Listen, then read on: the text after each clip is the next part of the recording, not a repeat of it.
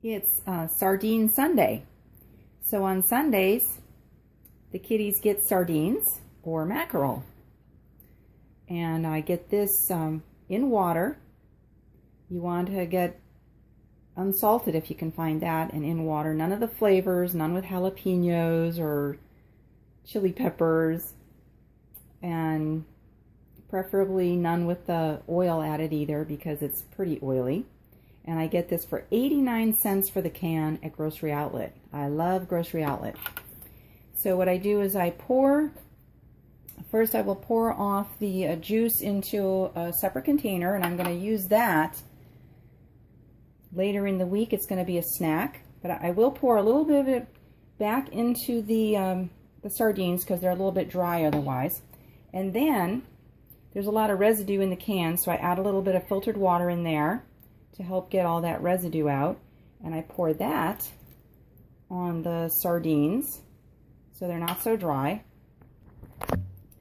and mash it all up like you see here.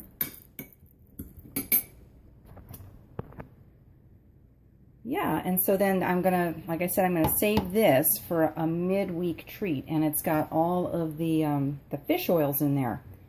Sardines and mackerel are good to use because they're bottom feeders, so they have very low levels of mercury in that type of fish.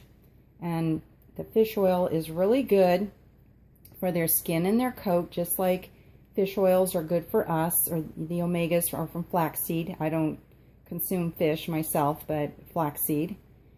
And it makes their coats really thick and lustrous and helps them to shed less, as well as feeding them raw food and canned food. No dry food here because it's not very good for their skin and coats.